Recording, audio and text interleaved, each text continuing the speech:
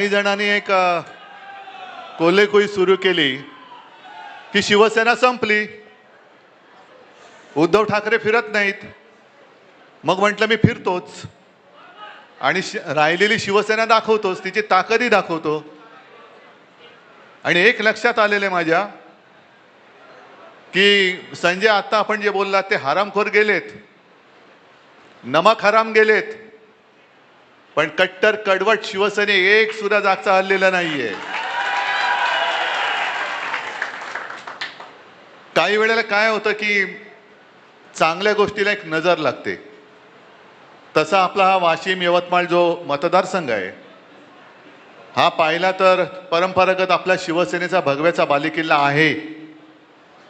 कारण या वाशिम जिल्ह्याची निर्मितीच हिंदू हृदय सम्राट शिवसेना प्रमुखांनी केली, आपल्याला माहिती असेल. आणि सातत्याने इथून तुम्ही सगळ्यांनी ज्याच्या हातामध्ये भगवा आहे तो आपला व्यक्ती न बघता मतदान केलं. मग आमदार असेल तर आमदार, खासदार असेल तर खासदार तुम्ही निवडून दिलं. पण नजर लागली, मी म्हणतोय ते एवढ्यासाठी की एक 2-4 वर्षापासून गद्दारीची कीड इकडे लागली. आधीच्या होत्या त्यांनी गद्दारी केली, ती गद्दारी गाडून टाकायची म्हणून नवीन बुजगावणं उभं केलं, ते बुजगावण्याने गद्दारी केली. पण आता मात्र गद्दारीला थारा द्यायचा नाही, नमक हरामीला थारा द्यायचा नाही म्हणजे नाही. कारण मी नमक हराम हा शब्द एवढ्यासाठी वापरतोय, मी मुद्दामून बघितलं की नमक हरामी शिवी आहे का? नाहीये. कारण ज्याचं जो उपकार करता असतो त्याचे उपकार विसरून त्याच्याशी जो दगाबाजी करतो तो नमक हराम, तो हरामखोर. आणि तसे सगळे नमक हराम, मेंढ्यापासून सगळे नमक हराम आहेत, हरामखोर आहेत. कारण ज्यानी ज्यानी म्हणजे शिवसेनेनी, शिवसैनिकांनी रक्ताचं पाणी करून, रक्त आटून, स्वतः काही बघितलं नाहीत तुम्ही, ना कधी विधान भवनात आलात ना कधी संसदेत गेलात. पण यांची स्वप्न ही तुमच्यामुळे त्यांनी बघितली, बघू शकले आणि गेले तिकडे. पण हे लुटार एवढे माजलेत. जो उल्लेख आता आणखीन संजय राऊत तुम्ही केलात, राम मंदिरच लुटायला निघाले ते. म्हणजे ज्या वातावरणाने, ज्या एका मुद्द्याने, राम मंदिरच्या मुद्द्याने रथयात्रा काढली होती अडवाणीजींनी, संपूर्ण देश हिंदुत्वमय करून टाकला. मंदिर वही बनाएंगे. अरे बाबरी पाडली तेव्हा शेपट्या घालून पळालेली तुमची अवलादी, हा म्हणजे अंगावर काय आलं तर शेपट्या घालायच्या. ते सगळं गंडांतर होतं, ते शिवसेना प्रमुखाने अंगावर घेतलं होतं. म्हणजे सगळे पळाले होते, एक सुद्धा भाजप. आज 56 वाले छाती इंच, काय 56 इंचाची छातीवाले नामोनिशाण नव्हतं कुठे. मग एक कोणतरी भाजपवाला बोलला होता हे आमचं नाहीच. कसं असणार तुमचं? कारण शौर्य गाजवणं भाजपवाल्याचं कामच नाही. शौर्य आणि भाजप हे दोन विरुद्धार्थी शब्द आहेत. आणि शिवसेना प्रमुख गरजले होते की जर हे माझ्या शिवसैनिकांनी केलं असेल तर त्यांचा मला गर्व आहे. म्हणजे पाडण्याचं असं त्यांच्या मते. कारण आडवाणी असतील, अटलजी असतील, ये अच्छा नहीं हुआ, ये बुरा हुआ, ये काला दिन था, ते सगळं पाप तुम्ही आमच्या माथी टाकलं. आणि राम मंदिर उभारणीचं, जे राम मंदिर यांनी उभारलंच नाही, कोर्टाच्या निर्देशाने उभारलं गेलं, त्याचं श्रेय घ्यायला मात्र टिकोजीराव तिकडे. पण त्या राम मंदिरासाठी सुद्धा अनेक कारसेवकांनी रक्त सांडलेलं आहे, जीव दिलेले आहेत, जीव गमावलेले आहेत, दंगली घडलेल्या आहेत, अनेक जणांवरती पोलिसांच्या केसेस झालेल्या आहेत. मंदिर वही बनाएंगे, मंदिर वही बनाएंगे. मग शिलापूजन झालं, त्याच्यात सुद्धा शिवसेना प्रमुख, शिवसेना म्हणजे आता जे म्हणतात ना मी फिरलो नाही, तेव्हा शिवसेना प्रमुख जर फिरले नसते तर भाजपला गावातल्या काळ्या कुत्र्याने विचारलं नसतं. आणि अशी हिंदुत्वाची लाट निर्माण झाली, राम मंदिर निर्माण झालं. काय अभिमान वाटला आपल्याला. आणि त्या राम मंदिरावरती दरोडा घालणारे आत्ताचे बाबर आहेत हे. त्या काळी मंदिर पाडलं गेलं होतं, या काळी मंदिर बांधून लुटणारे ही बाबराची अवलाद नाही तर दुसरी कोणाची अवलाद आहे? गद्दारी फक्त उद्धव ठाकरेशी नाही झालेली, गद्दारी फक्त शिवसेनेशी किंवा गद्दारी तुमच्याशी नाही झालेली. गद्दारी या देशातल्या हिंदूंशी झाली आहे, हिंदूंच्या भावनांशी झालेली आहे, हिंदुत्वाशी झालेली आहे गद्दारी आहे.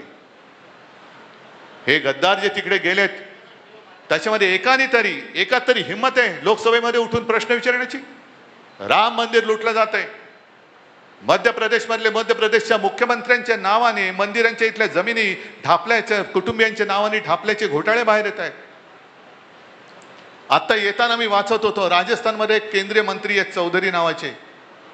इकडे शेतकरी आलेत का रे? सगळे खुश आहेत का? तुमच्या मालाला, शेतमालाला भाव मिळालाय? तुम्हाला नाही मिळाला. पण चौधरी नावाच्या त्या माणसाने काय केलं, तो या समितीचा उपाध्यक्ष आहे, त्यांनी स्वतःच्याच काकडीच्या शेताला 99 लाखाचं अनुदान देऊन टाकलं. बसा बोंबलत तुम्ही, हमी भाव पाहिजे, हमी भाव पाहिजे, हमी भाव पाहिजे. हमी भाव पाहिजे असेल तर खासदार व्हा, आमदार व्हा, मग बघा कसा हमी भाव मिळतोय खोक्यानी. मग खोक्याने हमी भाव मिळतोय. पण त्या चौधरी नावाच्या माणसाने स्वतःच्याच खात्यातनं स्वतःच्याच शेताला काकडीच्या पिकासाठी 99 लाख रुपये अनुदान देऊन टाकलं. याला म्हणतात कोल्हा काकडीला राजी. कोल्हा म्हणजे शूद्र वृत्तीचा माणूस. त्याला काकडी दिला तरी तो आनंदी असतो. सुख किती जरी असलं तरी काकडी दिली तरी चालतं. तसे गद्दार, त्यांना तुमचं प्रेम परवडलं नाही, प्रेम नाही पचलं, पण गद्दारी पचते म्हणून नमक हरामी केले त्यांनी. हा राम मंदिराचा मुद्दा, हिंदुत्वाशी गद्दारी केलेला मुद्दा, आपल्याशी गद्दारी केलेला मुद्दा सोडता येणार नाही, सोडू शकत नाही. आम्ही अस्सल कडवट देशाभिमानी हिंदू आहोत, मराठी आहोत, पण हिंदू आहोत. आमच्या हातात सुद्धा भगवा आहे, छत्रपती शिवरायांचा भगवा आहे. आम्ही सुद्धा जय शिवराय आणि जय श्रीराम बोलतो. पण त्यांचं म्हणजे भाजपचं हिंदुत्व हे भोंदुत्व आहे आणि आमचं हिंदुत्व हे देशाभिमानी हिंदुत्व आहे.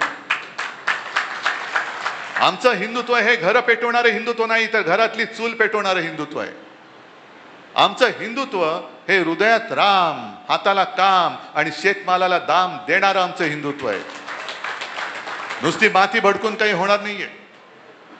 हे इथले जे गेले गद्दार, म्हणजे लोक, माणसाने किती खोटं बोलायचं. तुम्ही म्हणाल तुम्हीच दिला होता, होय माझीच चूक आहे, मीच तुमची माफी मागायला आलेलो आहे, इथल्या मतदारांची माफी मागायला आलेलो आहे. कारण तेव्हा जे आपल्याला डिवचलं गेलं होतं की काय म्हणे तुमचे 18 खासदार मोदींच्या चेहऱ्यावरती निवडून आले. अरे ठेवला चेहरा बाजूला, शिवसेना प्रमुखांचा चेहरा मशाल हातात घेऊन, म्हणजे त्यांनी या नमक हरामानी पक्ष चोरला, निशाणी चोरली, वडीलही चोरले, तरी देखील 9 खासदार तुम्ही हक्काचे आपले मशाल या चिन्हावरती निवडून दिले होते. आणि मला आठवत आहे की मी इथे आलो होतो, जवळपास लोकसभेच्या प्रत्येक मतदारसंघात मी आलो होतो ना, फिरलो होतो ना. निशाणीचा पत्ता नव्हता, कारण निशाणीच आपल्याला अनिल शेवटच्या 15 दिवसात मिळाली. पण मी तुम्हाला उमेदवार सांगत होतो, तुम्ही मागचा पुढचा कसलाही विचार न करता, म्हणजे या माणसाने मागे एकदा गद्दारी केलीच होती, आपल्याशी केलीच होती, आणि मग परत आले. माझ्याकडे ती व्हिडिओ क्लिप आहे, मी आत्ताच्या आधीच्या मेळाव्यात ऐकवली ती. त्याच्यात ते म्युझिक वगैरे म्हणून ती नीट लागत नाही, आवाज येत नाही, पण गदगदलेल्या कंठाने सांगितलं की हिंदू हृदय सम्राट शिवसेना प्रमुख बाळासाहेबांनी सांगितले की जो माणूस संकटात असेल तिकडे जात पात धर्म न बघता त्याच्या मदतीला धावून जा. आणि आज माझी 82 वर्षाची आई, म्हणजे त्यावेळेला ते म्हणालेत, तिनेही सांगितलं की शिवसेनेसोबत जा.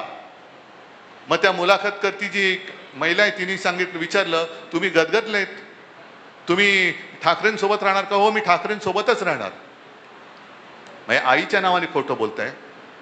मी जेव्हा मातोश्रीवरती बैठक बोलवली होती तेव्हा मला आदल्या दिवशी फोन केला, नाही मुलीची सोयरीक जुळते, पाहुणे पाहायला येणार आहेत, तर मी काय करू?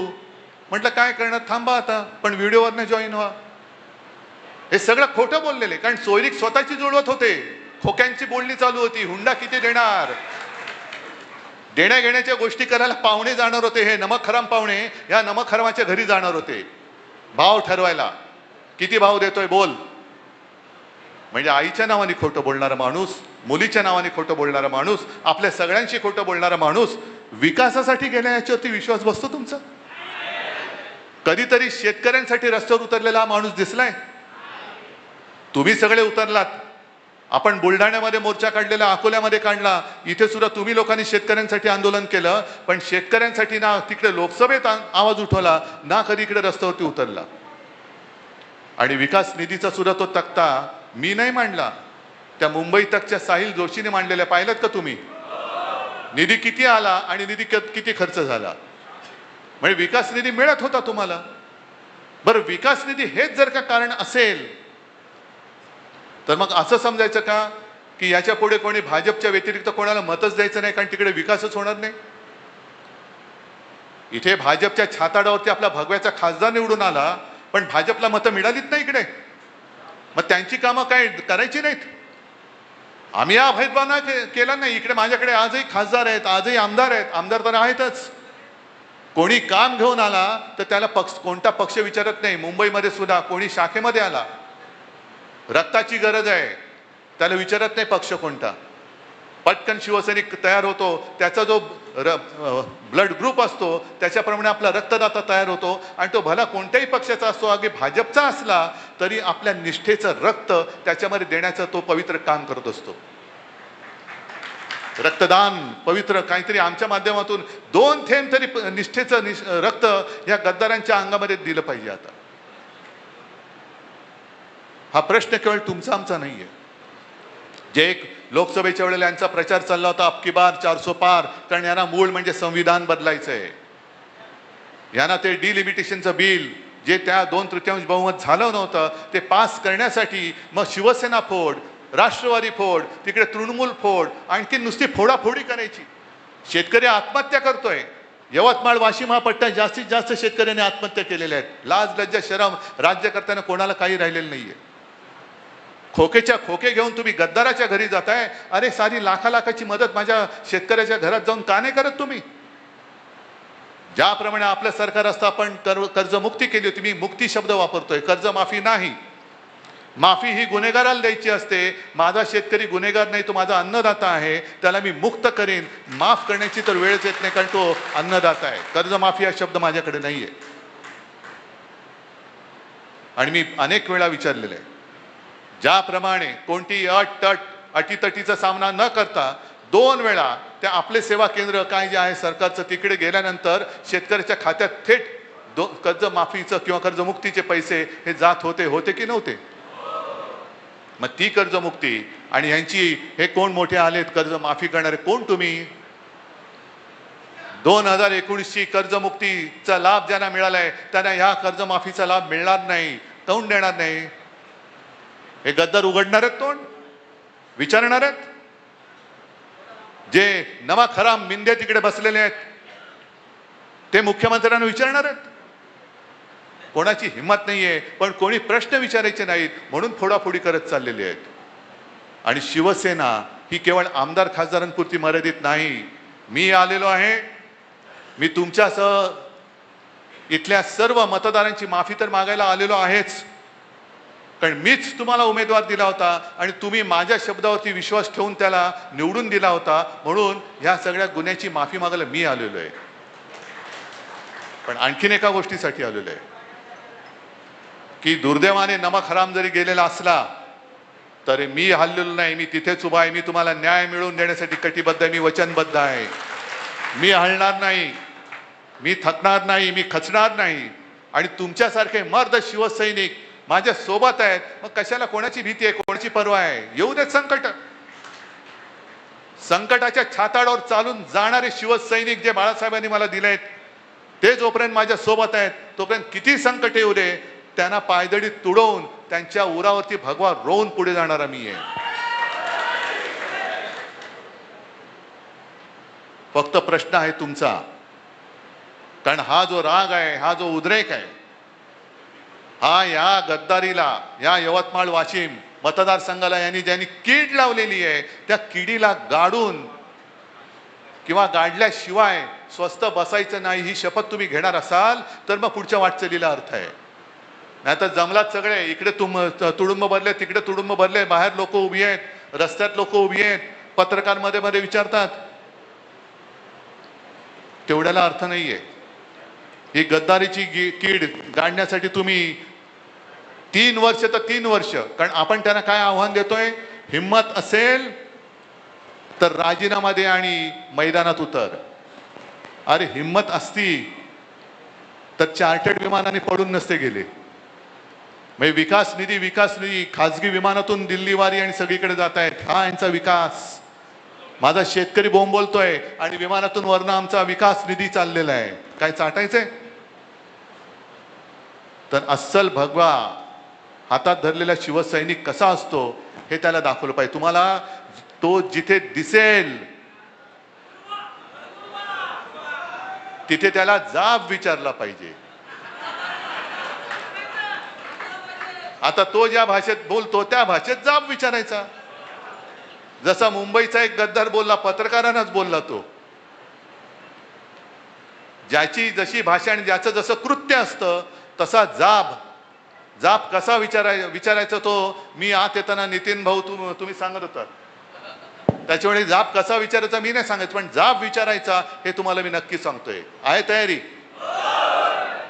आणि यापुढे यवतमाळ वाशिम हा जो काय आपला लोकसभा मतदारसंघ आहे, आतापर्यंत काय व्हायचं, संपूर्ण मतदारसंघात खासदार यायचा तो खालच्यांची सेटिंग करायचा की खाली तू वरती मी, खालती एकच यायचा तो म्हणायचा खाली मी वरती तू. नाही, मला आता खाली वरती काय नाही, मला आमदार पण पाहिजेत आणि मला खासदार पण पाहिजे. देणार आहात तुम्ही? आता सांगितलं ना डॉक्टर देवळे, बरोबर ना? गेल्या वेळेला किती मतं पडली? 1,04,000. कुठला मतदारसंघ होता? वाशिम. पुढच्या वेळेला आमदार करण्याची जबाबदारी तुमची. आतापासून तयारीला लागा. निवडणुकीसाठी जी मांडणी करायची, जी बांधणी करायची ती करत राहा. आणि त्याच बरोबरीने हा गद्दार जिकडे फिरेल तिथे त्याला जा